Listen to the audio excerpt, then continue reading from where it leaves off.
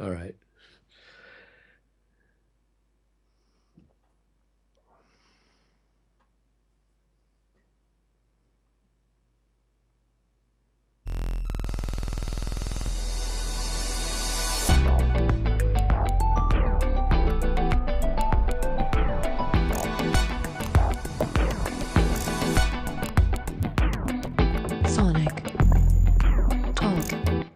Hello and welcome to Sonic Talk number 395.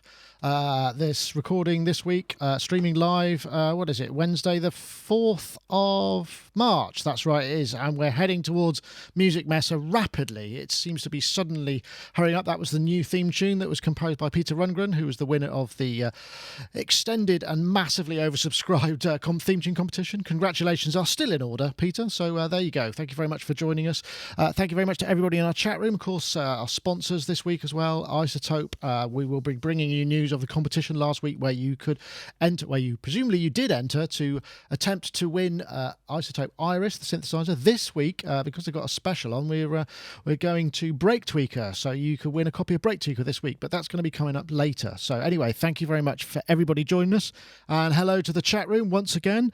We're going to start. We haven't seen Mr. Richard Hilton from sunny Connecticut, where he's been, snowed in and all sorts of things. But you've been doing some amazing stuff. Richard Hilton, of course, is chic keyboard player and also Nile Rodgers studio guy. You've been posting Facebook pictures of you hobnobbing with Elton John, Rich, we've noticed. So you've been doing a lot of celeb mingling, right? Tell us about it. Oh. Elton's after party for the Oscars awards ceremony in Hollywood was quite the star-studded affair. Most notably him, of course, for me, because I grew up worshiping his songs, and it's just an extraordinary ever-present pinch-me moment when I'm around the guy. And plus, he's really, really nice to us and nice to me, and that's wonderful as well.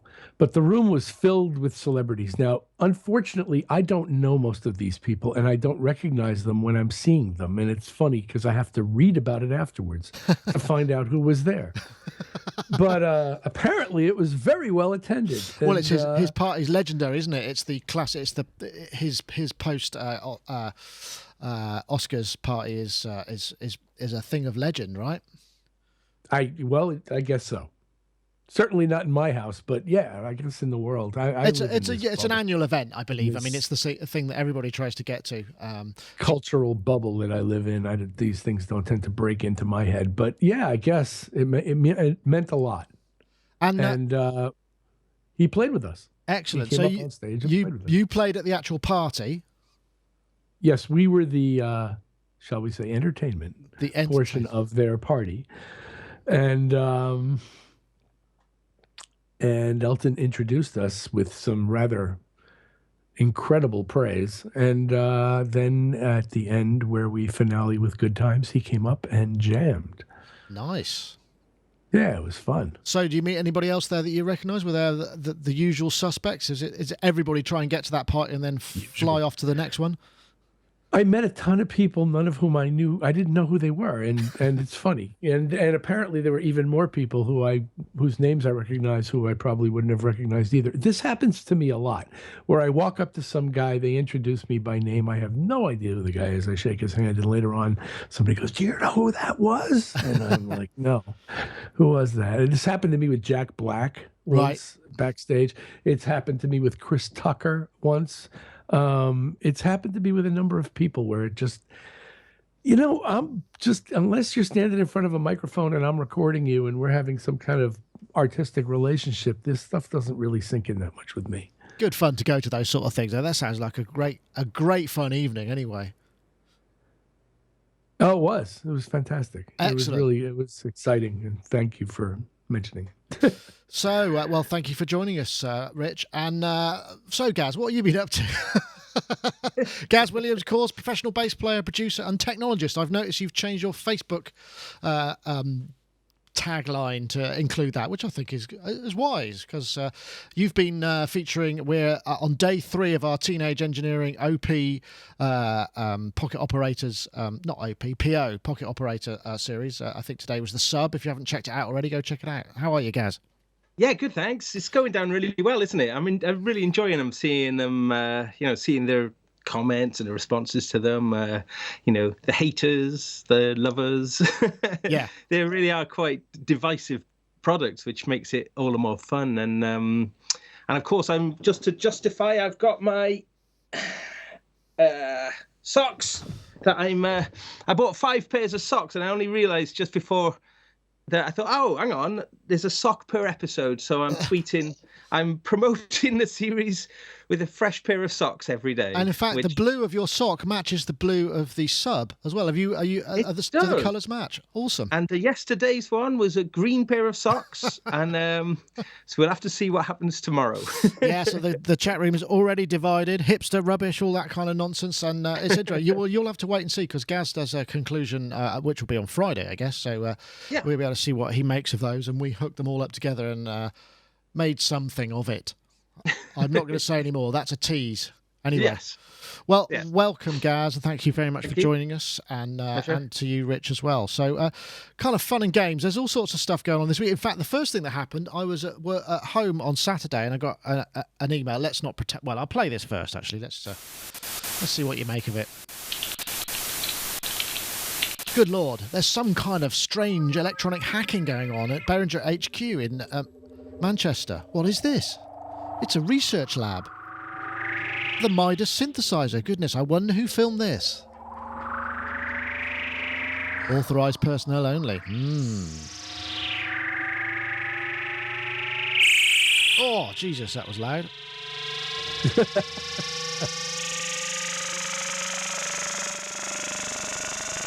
So this actually looks good. The Pro XA. I mean, there's some specs on the console. It's like 1,000 inputs, 127 buses, all sorts of kind of crazy stuff going on there. That looks pretty interesting. I think there's a shot of the whiteboard. Oh look, they're wearing paper suits. Oh no, I thought they were wearing paper suits for a minute.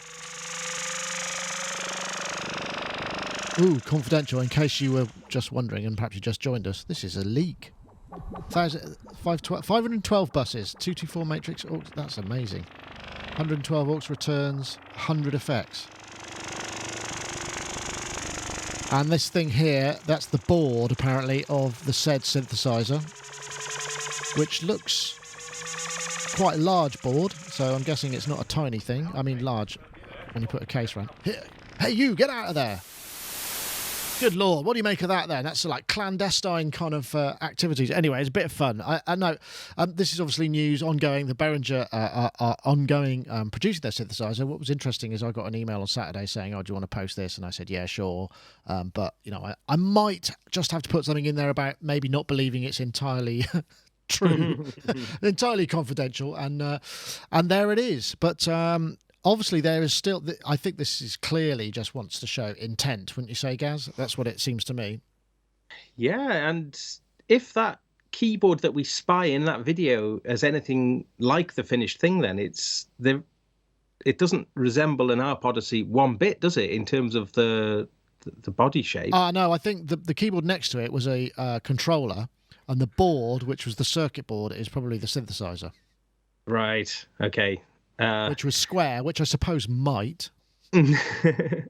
Yeah, I mean, are they sticking? I mean, do we know if they are sticking to that ARP Odyssey clone? Is that no idea? No idea. So all of this is just pure speculation, and the tease, the obviously fake tease, is just to kind of keep people to keep things cooking. So this is pure conjecture and speculation, not something that we like to participate in. I think you'll agree, Rich, but nonetheless, there it is. I mean, the thing that's interesting about this, I did actually get some communications with Mr. Uli himself, who said I'd be welcome to pop up if I'm ever in Manchester, to pop in and see what they're up to, which I fully intend to get the opportunity to do that, to be perfectly honest, as soon as I can. I'm pretty sure I am not going to be able to talk about it or anything, and in fact I've probably just uninvited myself by even mentioning it, but it's obviously there's work on, there's definitely stuff ongoing. I know it's an interesting notion. You think a new manufacturer of synthesizers with this sort of capability, with this large amount of R&D and this amount of manufacturing grunt behind it, is got to be an interesting thing, I think. Would you say? Hope so. Yeah. Hope so. so. That's all we can say at this stage. But and again, we don't even know if that was the synth that was making a noise in the background. I mean, one might assume that it was, because it was sort of obfuscated with, just modulation and what have you. So maybe it is. So we'll have to see. And that's really... I'm going to be in Manchester if they're listening. Well, there we go. I don't know if they are our listeners, but yeah, maybe. There you go. Who knows? There's an offer you can't refuse. So on the whiteboard, though, there is some components listed, isn't there? I mean, are there the more engineering types? Maybe in the chat room, I've seen it. Can they throw any light on that, or is it just? I did try and zoom in on that and have a look, but I couldn't find anything that was all that meaningful on it. But it would be interesting to know what that was there. I'm pretty sure they're not going to be releasing that sort of level of it. But the other thing, I mean, the thing that was interesting there is it was all about the synth, really, but that Midas X8 looks kind of pretty interesting. I'm guessing, that looked pretty fully formed. That's probably something we might be seeing at Music Messe. Obviously, that's the higher end of their stuff. The whole sort of Midas brand is more is further up the pricing point, even though that's still good value as far as I can tell. And the Midas brand, it's going to be, it's not going to be in the same ballpark as the X32, I'd imagine. But who knows? Ooh. What could you do with 1,000 inputs, Gaz? Ooh. Never use the same one twice. How many inputs am I going to be using tomorrow? I'm doing my electronic orchestra project tomorrow, so I mean it's all MIDI inputs, but I think we're going to be on about 16 MIDI devices. So that'll be an interesting little project. But sorry, just a little. Yeah, no, good. Well, I'm looking forward to hearing more about that. Definitely. And right, okay. Well, that's kind of that. That's just that little bit of fun. We can leave that for now. And this was another thing that was interesting. This is the news that I think I've got. This is the news that Steinberg have released. No, that's not the one I want to press. I want to press that one. VST Connect Pro 3.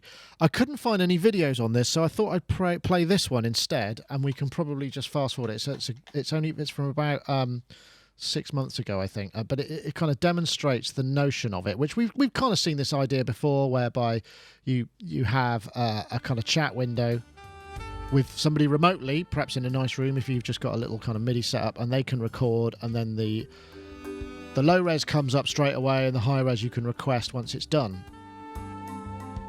And they've got, I think they had something else in here where they had a drum session on top of it as well, where the guy was doing playing in his studio and recording that into Cubase as well.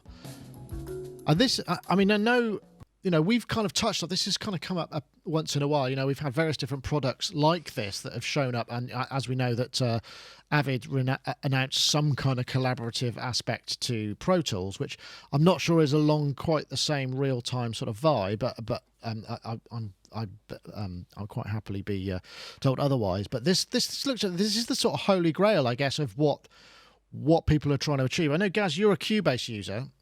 I think we should probably try and do something with this, because it's the sort of thing that would really interest our users. And also, say for instance, you're working on something and I've got, I don't know, say the Roland JDXI here, for instance, in which you had to have that bass drum sound, or my fantastic finger drum jam, or whatever it may be. And we should try and see whether we could do something like this. But yeah, well, I did try a hookup actually over Cubase with non-Eric Hans. Couple of months back, which was interesting. But since Cubase 8 came out, the part of this which is built into Cubase, which is just more or less dealing with a client rather than a collaborative process. That's just more the client, like a remote bringing a remote recording. Which is that what this is really, isn't it? I think so, but I think there's yeah, I wasn't quite sure what the difference is. But what I was going to say is that in our experiments, which was using Cubase 7.5, it was quite a clunky process. Now, in Cubase 8, they have refined that process quite a bit. So, I mean, for these things to work, as Rich will absolutely agree, getting workflow, getting that to be a very fluid and painless process is absolutely essential. If there's any quirk to it, then it's just not going to work. So, I mean, So it's interesting that Steinberg are really, this is the third iteration now, isn't it? In not a long time, really. It's sort of, they are bringing out, I think. Yeah, because the last one was what, 6 months, 12 months ago? Something, yeah, maybe about 12 months ago, yeah. So, and we have mentioned this before as well, that when Ableton Live version 8 was coming out, so we're on obviously version 9, one of the headline things of version 8 was that it was going to have remote collaboration integrated into it, and then all the leading adverts for that, it was all there. And then when the product finally didn't show up.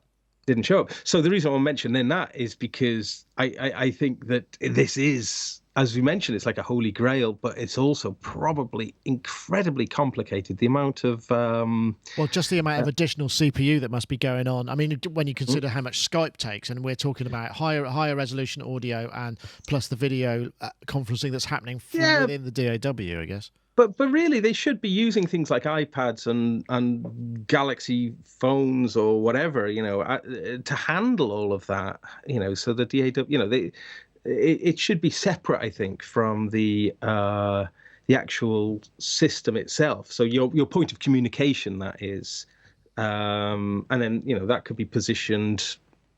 You don't have to be sort of. Well, there are some other interesting things in here which I noticed in the actual press release.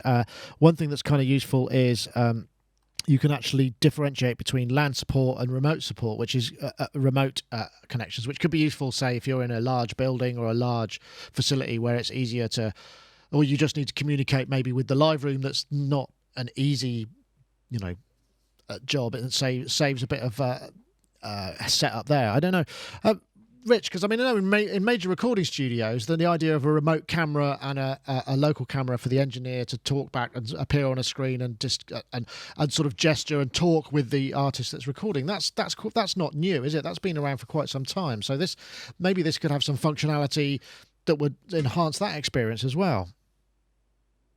Maybe so, and bring it on. For years we've been hoping and waiting, and some people have sold some rather costly third-party alternatives to this. And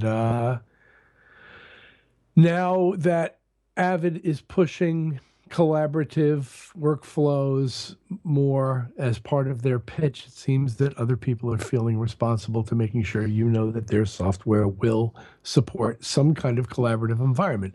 Now, combine that with this ongoing sort of holy grail of something resembling real-time recording from remote locations across IP addresses, and that's where we stand.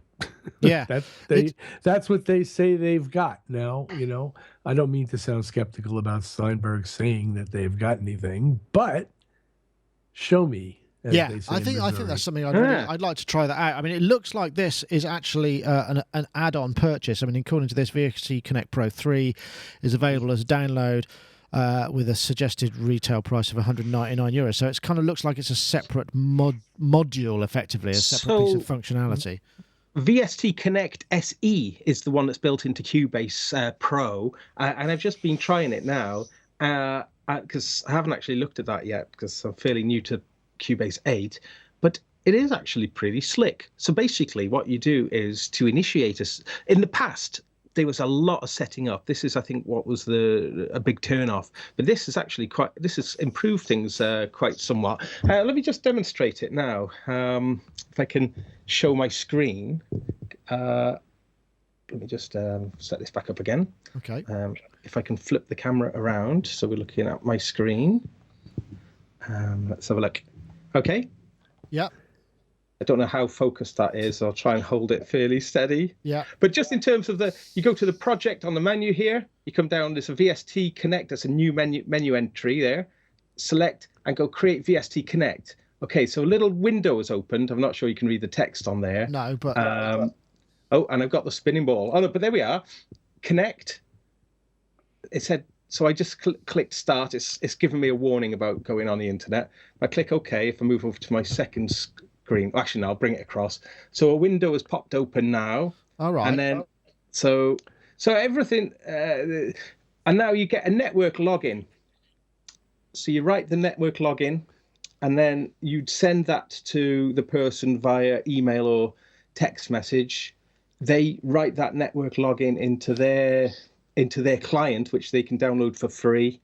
Once they've written that, once they've made that connection, then bang, and you're in. And the big screen, the black screen there, would be the video window, right? The video. Yeah. So the thing that's quite fun about this is the fact that you can essentially have real people as plugins. It's sort of like, I think I'll insert. Let's insert the Rich Hilton plugin in. Bing, and here he is. So that was actually, I have to say, that before you had to create all the tracks manually. Oh, he's ready to go. Polysynth, yeah. But you had to do a lot of manual kind of sort of setting stuff up, but that's kind of made that side of it pretty slick. So it's just short of actually sending the network key to the remote client, which I don't know how else you would do that really, but I think I can see that being much more functional. So if anyone wants to volunteer to be a remote client, send me an email. Interesting. I guess the interesting thing with this is it's because the client has to run. It doesn't run within a DAW. It's the contributor. You're running the master DAW, and the client is just a separate thing. And that's going to require things like select which camera you want to use, select your audio interface. That kind of stuff is going to need to be set up. But that's understandable. But as the receiver, that's pretty much all you need to deal with. And then presumably there are kind of things where it's like, how do you want to receive the final audio, what bandwidth is it going to be coming up in, all of those kind of things, right? Yeah, and well, you can actually create a separate mix that you send to the like a headphone to the client, mix, right? Yeah, and that sounds interesting. Yeah, and then on this end, I've got like a performer's input track now, which the input, as you would set the input coming from... The input is from them. So it's from them. So instead of selecting, audio interface, audio input one, you just go Rich Hilton, Poly 6, iPad. Neat. Oh, yeah. I really... Yeah, I want to do this now. Well, there he goes. Well, I think that's something we should probably try and set up, because I'd be interested to see what the experience is like for the collaborative part of it. Whether how it deals with latency and those kind of things, because those are quite important factors. I think really. I talked to Ed Wynn, otherwise known as Ed Osric, the lead guitarist from Osric Tentacles, who's now based in Colorado. And asked him if he would be into doing that, and he was really keen to do that. So maybe we could drag Ed in, great guitarist, sort of. That is an interesting notion, and we could probably set that up, within this kind of Sonic Talk production framework, because we've got the inputs and things. So yeah, we should definitely do that. But those of you who are interested, I mean, I think do you need to have Cubase 8 or Nuendo latest revisions to get this out? I think you possibly do. Right. Okay. So yeah, as it is, the one that's built into Cubase 8 is the SE version, whereas the one that they're pushing now is like the fully featured one. Right. So I'm not sure what the difference is between the SE and the full featured one. I'd have to look into that more. But okay. Well, it says here that we've got up to 992. It's multi-channel support for remote recording of up to 16 channels, 192K 32-bit audio support up to. VST support recording instruments via. Oh, you can record VST instruments via peer-to-peer connection. So you could get their MIDI data. That's interesting. So they would presumably have a local version of that happening then for zero latency, and then you'd get the data that would be happening at some point later on. I think it's something we should definitely look into. I like the idea of that. It's and it's interesting. And I think, as you said, Rich, it's the sort of thing that it's like, yeah, show me, let's have it. At what point would you risk it? I suppose it would have to be on something that wasn't perhaps working towards a massively looming deadline. Well, it's not when there's Stevie Wonder at the other end of the connection waiting for me to get the shit together, that's for sure. No, that's true. Yeah, I don't think you'd want anything like that going on. So perhaps, us as guinea pigs, where there's very little risk of either anything good happening or anything bad happening. So, you could just kind of have a sort of neutral test run. That sounds like it could be a good thing. Okay, Right. This was another one. This was the yes. This video's been doing the rounds loads. This is that's not actually it, is it? That's AIRA. Let's do this one instead then. This is the AIRA. Obviously the MX-1. We've had the mixer. We had the exclusive here at NAMM prior to NAMM. This is the performance mixer, which again is I'm still waiting to hear whether or not we're going to be getting any class compliant USB support for plugging in iPads, because it seems like there's another story later that this is a chap called DJ Kink, who is supposed to be really kind of shit hot, if you'll excuse the expletive. And what he's doing here is just running stems, sustained pads effectively into the MX-1. So all the rhythmic and all the cutting and all the other stuff is happening via what's going on the MX-1. So anything you hear is just sort of essentially mixed up and sliced up pads, which is quite an interesting notion. And the whole thing kind of gets going on a little bit more. I don't know if he's running the TR8 there. I can't. Is that a TR8? I think it's a TR8, isn't it? Yeah. So maybe he's got a bass drum going on there.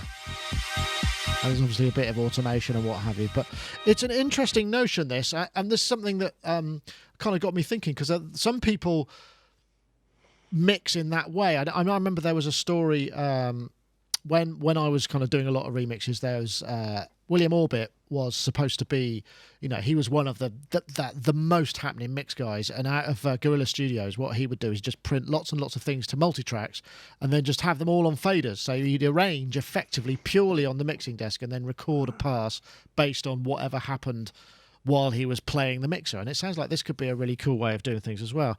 I don't know, Rich, whether this is... Have you ever worked in that way, where you just kind of effectively perform the mix rather than craft it slowly over time with automation and edits and that side of things? Not entirely soup to nuts from the ground up, but there's been plenty of that sort of behavior overlaid on top of what was prepared up to the mix day, on the mix day.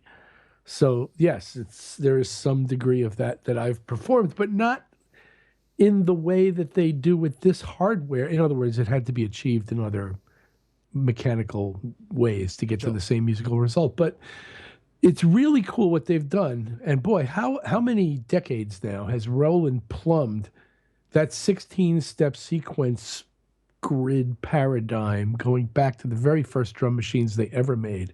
And now what they've done is they've applied that same timing regimen to each channel of a mixer in such a way that the channels can operate in an audio way, sort of like a drum machine, in terms of the way they respond to timing information coming in, and can be synced up to other existing music elements.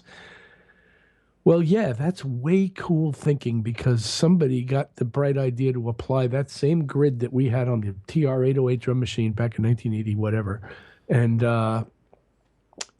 make it useful in an audio and rhythmically interesting way. Yeah, and I think that's really cool. It is. It is actually. I mean, it seems. I see the chat room aren't especially enamoured by this, but it is actually. It's quite a kind of unusual. I mean, nobody really has done this yet, and this is kind of thing that's. I'm very keen to actually sort of try this out myself, and hopefully we'll get a hold of one for review at some point. Once we've cleared the decks of the. We've got the Dominion one. I've got the JDXI. That's the analog voice, and other stuff. I know. What do you think, Gaz? This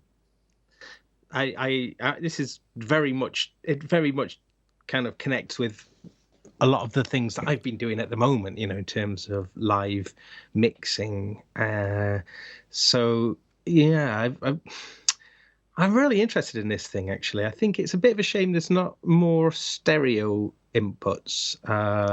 I would have liked to have seen each of the input channels having a stereo input, rather than there's only one stereo input of the analog input channel. Well, no, I think it depends, because if you're running it in DAW mode, there are 3 modes you can run it in.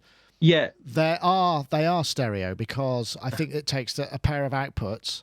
And I'm pretty sure that if you're running the IRAs into it via the USB inputs, those 4 channels, they would be stereo too. So I don't know for sure that there's only one. I think no, it's just a shame though, following that idea that if you've got, for instance, a bunch of synths or effects returns or whatever that are coming in, that there's just not more stereo for analog returns. There's only one stereo analog in, so you'd have to, because I think part of the design of that, if you're having to plug a stereo, like a stereo keyboard in, and you're having to put it into two of the channels, right, it's going to, all the step sequencing, all that kind of stuff is going to be compromised, so I it's a small thing, but I think though, and I think there's a workaround, because you can run it into, so if you've got an audio interface hooked up to Ableton, oh, I see. You can bring stereo inputs there and then output the channels out. I think. I mean, we'd have to. You could do it that way. I'd have to double check that, but I mean,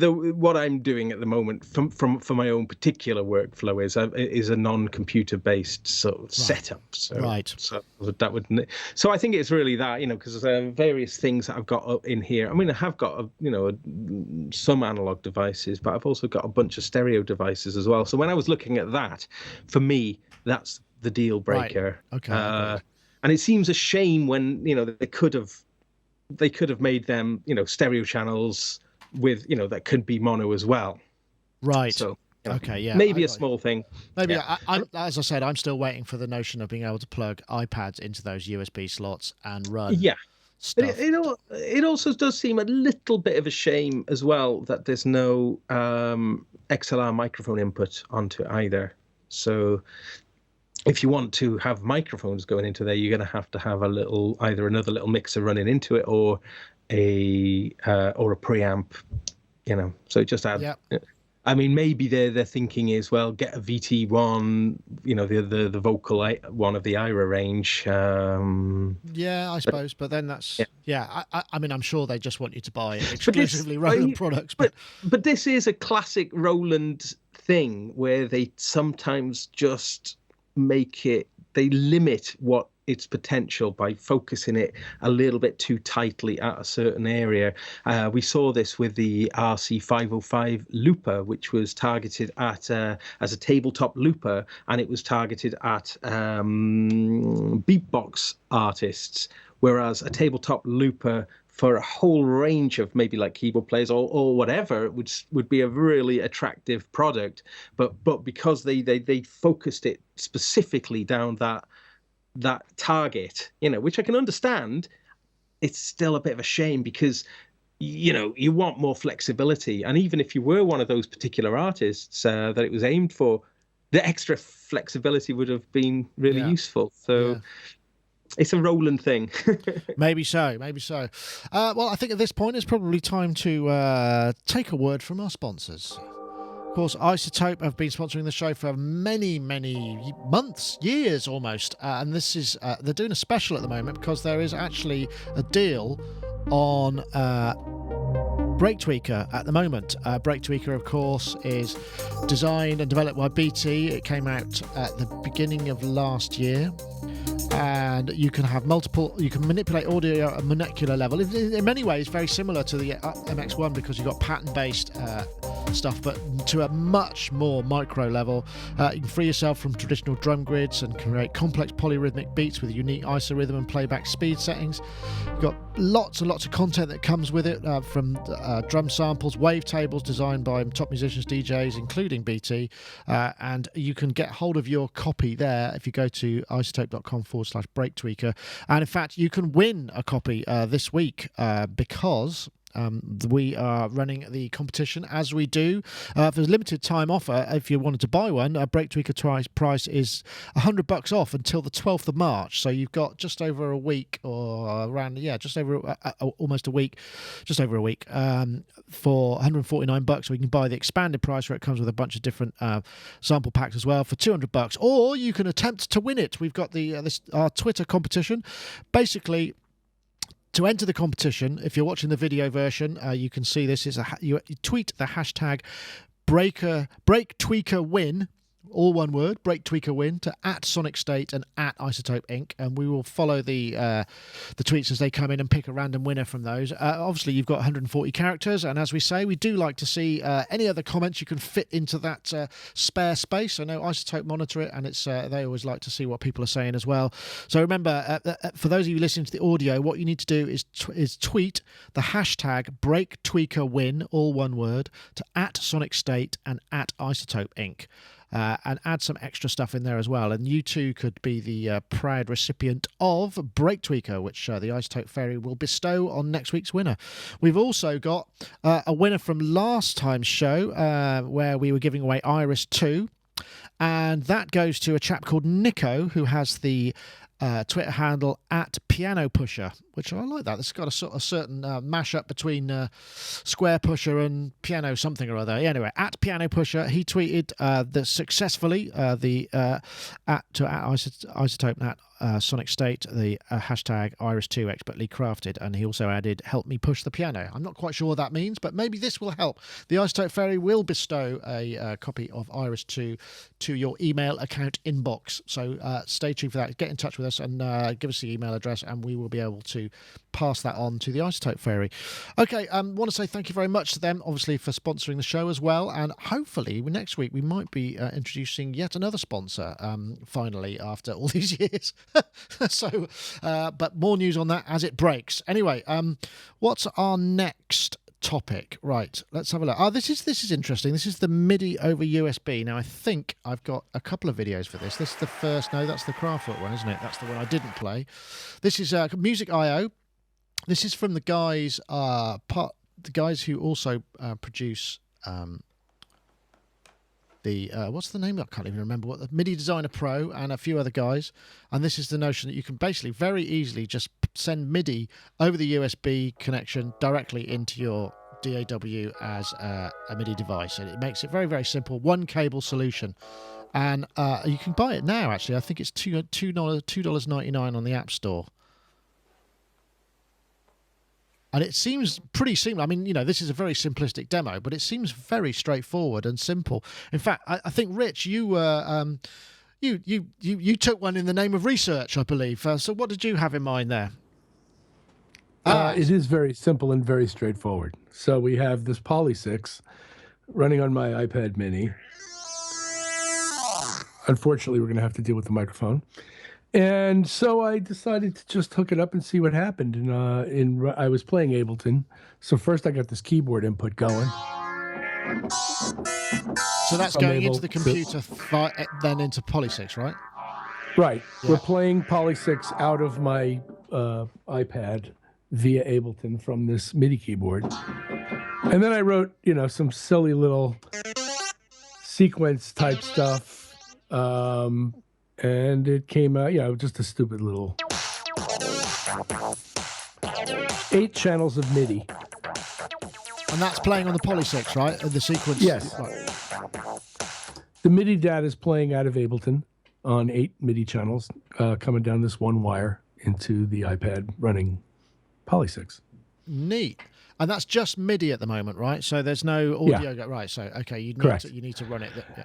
And any attempts I had in my brief moments of trying to synchronize that with anything playing out of rhythmically out of Ableton were hugely unsuccessful.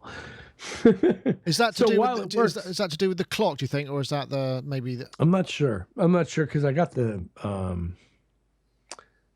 I've got the buffer size down to 64 samples. I don't, and I've got everything set for low latency, so I never really got that far into it. But it just worked though, so that's kind of it works within the the iPad anyway. In other words, it's receiving. It's good enough for me that when I play the keyboard, it's responsive enough that if I wanted to use this thing as a sound module on stage, I could do it. Oh, well, that's interesting. That is interesting. I mean, we've seen this with obviously the MIDI Connect, iConnect MIDI 2 and 4, which also aggregate the audio. But this is, I mean, because a lot of people, I'm not very comfortable using MIDI over Wi-Fi for this kind of performance-based stuff. I know. What do you think, Gaz? So having it on a wire, yeah. I think so. And if you're going to be using it as a module, then the wireless thing is largely unnecessary if it's right next to your controller keyboard anyway. It's good. And they do say that audio is coming as well for that very same app. Really? Yeah, very soon as well. So and then there's the other one, isn't it? There's the yes, I've got this here. In fact, I should be able to play it. This is audio. The chat room. Pete Chi-Town and say, AudioMux and MIDIMUX, guys! Shout, shout, shout. Well, funny you should say that, because I think I have something here. This was via their channel. This is the people who brought us Touchable. And this is running MIDI and audio, again, down the wire. This is not. I think MIDIMUX you can already get in the App Store, but it's it's like it's quite expensive actually. Is it $10 or no? It's not. I say quite expensive. It's more expensive, but expensive being a relative term there. So this is allowing us to send audio and MIDI. I think AudioMux. I think MIDIMUX is available in the App Store. AudioMux is currently being evaluated, and this again, this will all happen down the wire, and that is something that's very interesting. We've touched upon this before because we've seen with the overbridge technology from Electron. Good to see you sporting an Electron t-shirt there, by the way, Rich. That this is something really interesting. And a development of using USB perhaps in ways it was, it's not really been used for before with such an easy setup. So effectively removing the kind of difficulty of aggregating audio devices and getting into all that and just going to go, I just want this as an input. I guess there must be issues with having to sync things and what have you. But this is, that would completely replace some of the functionality of the iConnect stuff, right? Well, yeah.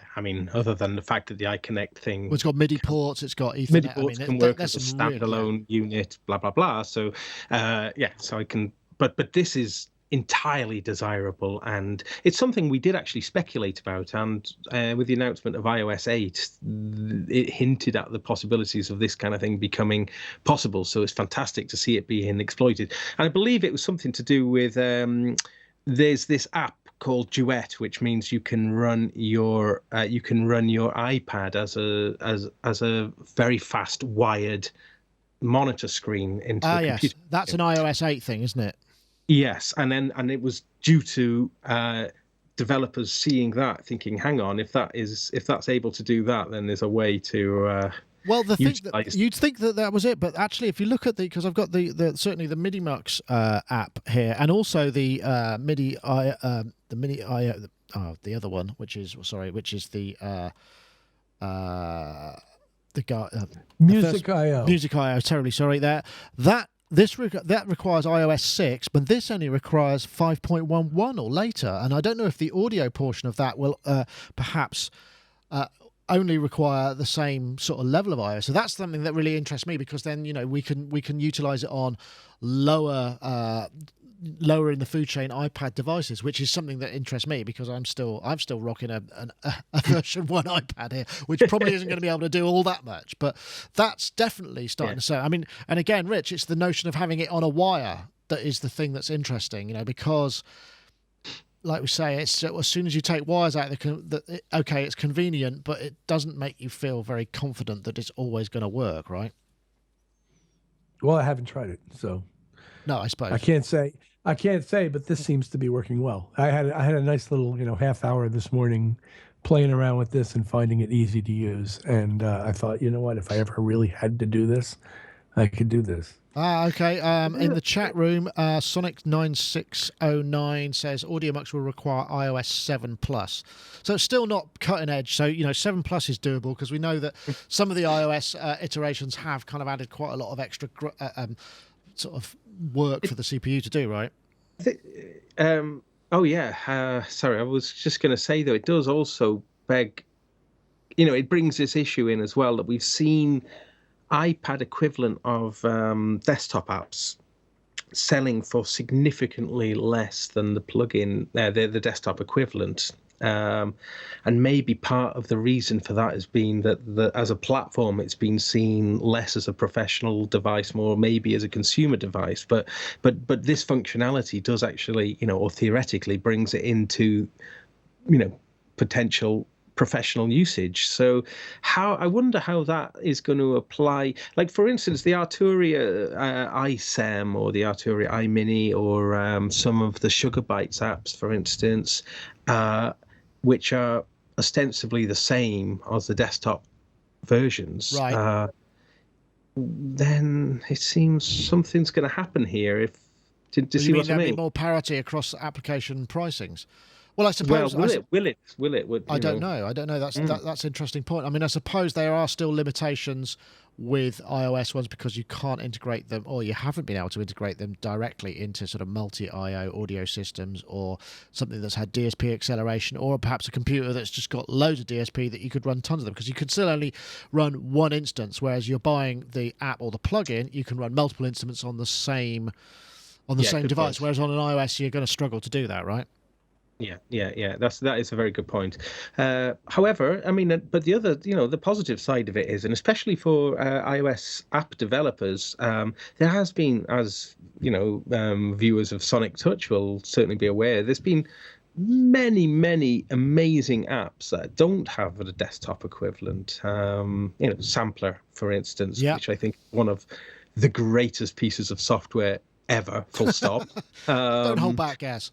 No, it is. It is.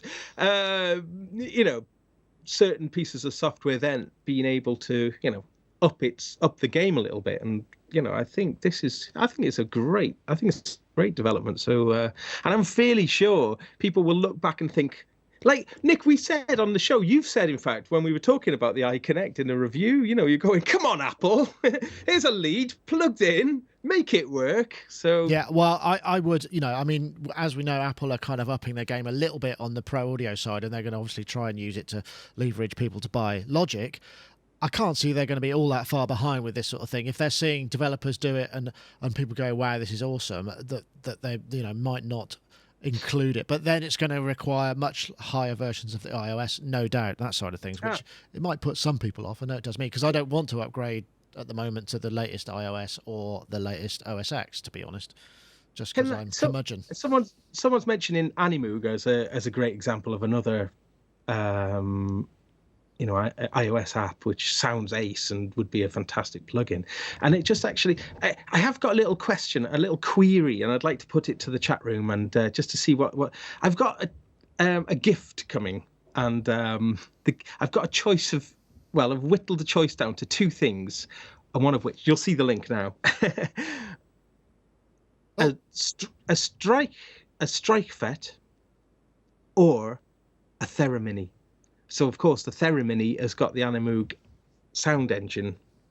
What do you reckon for my studio? Me personally, I would probably go StrikeFet, just because you've got so much polyphony, and it's playable more in a more sort of conventional fashion, shall we say?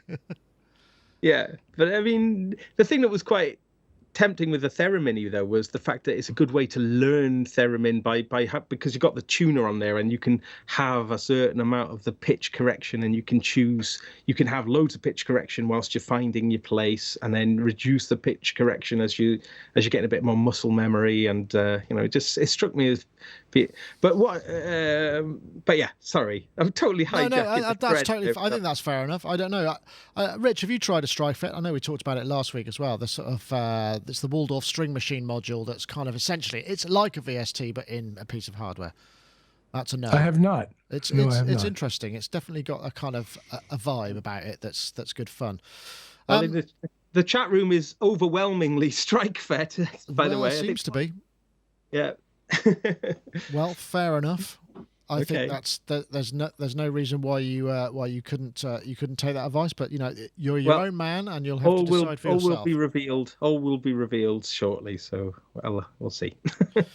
Okay, there was one other thing here that I briefly played. I should think if I play it now. That's right. This is the somebody got some clandestine footage, and I think this actually is clandestine, of Kraftwerk playing a 3D show in Amsterdam earlier in the year, where you can actually see what they're using, and it looks like there's a bit of iPad action going on there.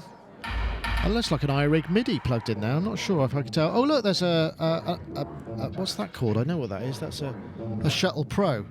We used to use those for video editing. And it looks like some Blackmagic monitors. Interesting that they've got their own sort of visual light show there. Let's keep them interested. I'm not sure how. There's quite a lot of this, but this has caused a real hoo-ha, because, as we know, or at least as I understand, that looks like a Machina. Is that a Machine Micro with two, or is it a Machine? It's just the Mark 1. Mark 1. It looks like a Machine, yeah. And then the there's full one. that looks like another iPad running something like There's a Limmer. Cuneo there as well. Ah, is there a Cuneo? On the one on the right, if you go across. I don't know. Yeah, that's definitely a machine. That's a that's a Novation, remote isn't it? SL, a remote SL Novation, yeah. And that looks like a large touchscreen. Well, that's more like a 16:9 showing. What's that? Is that Logic, or I can't tell from here? What does that look like, Gaz? Software-wise, that's pretty hard for you to see actually, because you're getting it as a tiny little. I don't know. We can't tell from there. What else? Let's just scroll forward. But there you go. There is some information. But there's been loads and loads of gags, hasn't there? Where they've because we're due a load of general election kind of leader debates where 4 guys or girls or people stand behind lecterns and then discuss, and that's the sort of that there's always those pictures in there of the leaders' debates, and then the caption "worst Kraftwerk gig ever," which I always quite like as a bit of humour. It's interesting though, because they've long been known for making their own stuff, haven't they, Rich? I mean, is this have they done this in the States? I think most of this stuff has been happening in Europe, hasn't it? The Kraftwerk stuff. I don't know if I've seen it in the US yet. Maybe I'm wrong there. I saw them. Ah, well, there we go. I am wrong. At Moogfest. I believe Yes, it of was course they did. 2014. We played it, and they played it. Not on the same night, but on the same stage. And yeah, I went. It was great. I loved it. Excellent. Did you get a Loved chance to see what they were using, or was it all very kind of hidden behind the lectures? Because I mean, I don't know whether. No, I didn't get. I had no idea. From the audience, you have no idea what they're using, and it's just a really stunning thing to experience. It was really good. I enjoyed it visually and musically. It was really well coordinated and really well done. It's interesting, isn't it? I wonder if there's any, because I mean, some artists are very secretive about the stuff that they use or the way that they use them. I mean, I know we've kind of had little things here where we think, well, actually, is it a competitive advantage? Certainly in our case, could the same thing be said for kind of a live rig that kind of does things in a specific way? I mean, you can't keep it hidden forever, can you, Gaz? Really? No, and one of the things that's quite interesting about this particular thing is that a lot of people are quite disappointed by how cheap a lot of the objects that they're using actually are. Like, I think there is one of the keyboards, I think, is an M Audio Oxygen one, little 25 key thing, and it's like, oh,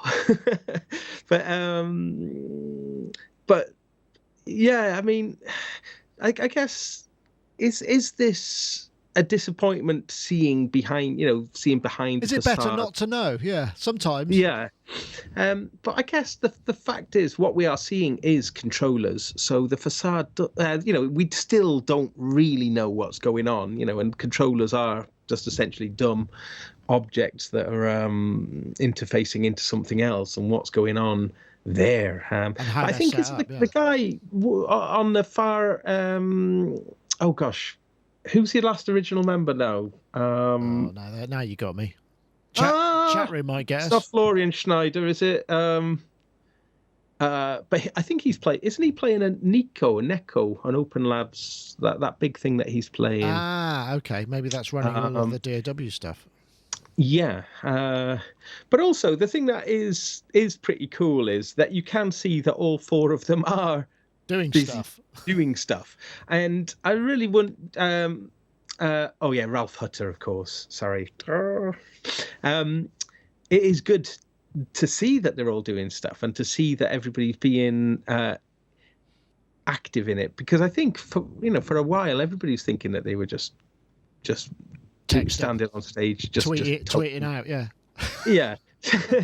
So I thought it was cool. But as I saw written somewhere though, that music isn't a secret, is it? You like to see what people are doing. When you see a guitar player, you can see them playing or whatever. So, it is quite nice to see them doing, to actually see them engaging and being active, albeit in a relatively motionless way.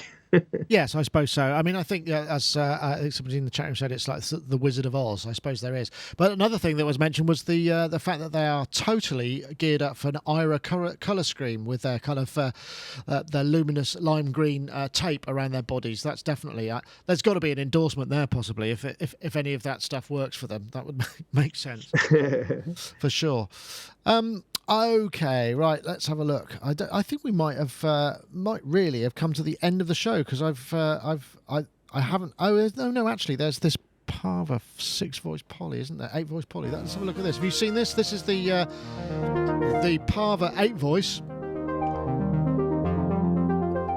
which is, I think, about to be in terms of in production.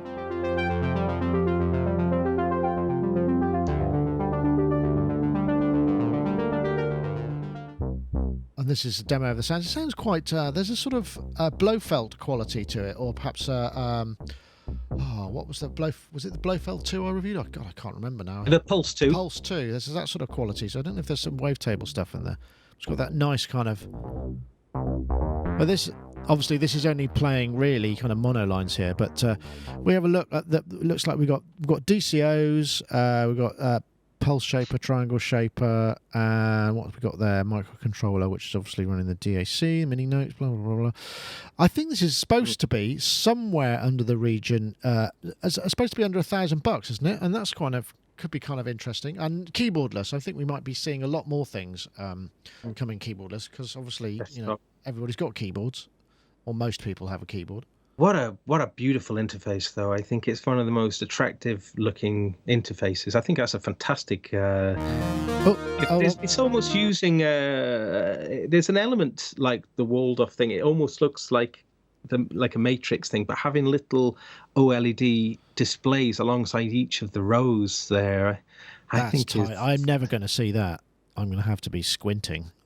Yeah, it does look nice, but there's no chance I'd actually be able to see that. My eyesight is becoming an issue for these instruments these days, but it does look nice, doesn't it? Yeah, I'm particularly taken with that. I think it looks like you'd get around it with, you'd get around it nice and quick. I think in terms of there's a nice logic, and it's very readable, isn't it? And but I mean, there has been a bit of concern that it doesn't sound as good as it maybe appears to be. So really? I haven't read that.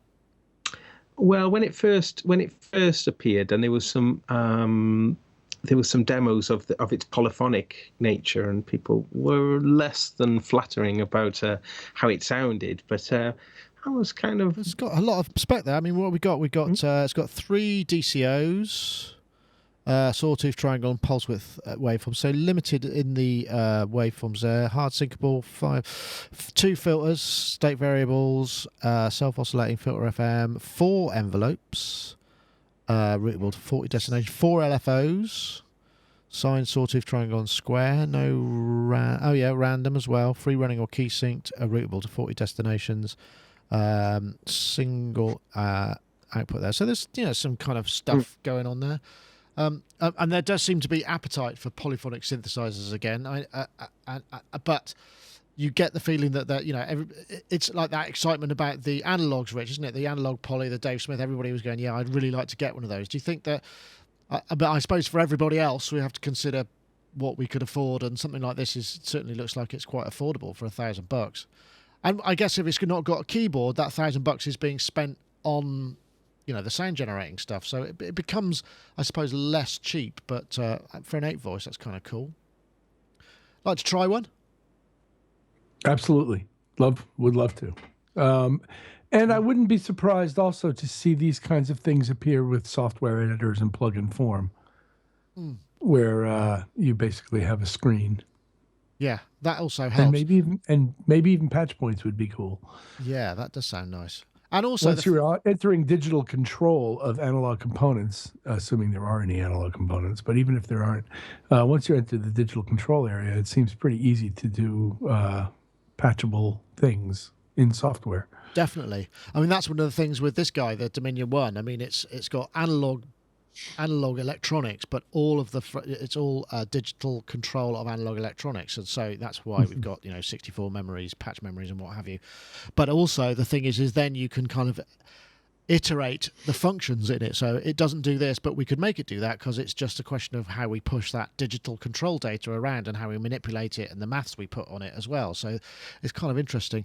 Synth Beast is asking in the chat room, how's the build quality on that? And it's actually really good. It's solid. They're all panel mounted knobs. There's no wobble. I mean, the choice of livery is quite interesting, because it's got that kind of old school kind of late 70s SEC mixer kind of vibe. Yeah. And the buttons as well are sort of a kind of old school kind of I don't know what those types of buttons are. So, but the build quality seems fine. It's solid. It's much more robust than some of the other MFB things, which are sort of smaller by their very design, smaller in plastic boxes that are very specialist for sort of German techno, for want of being slightly too generalisation there. But I know a lot of like Fleur, Daniel Miller, and Gareth.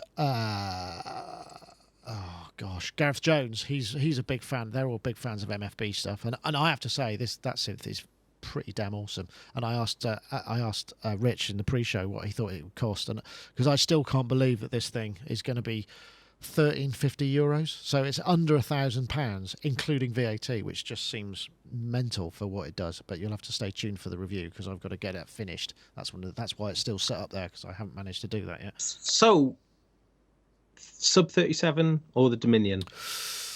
Ooh.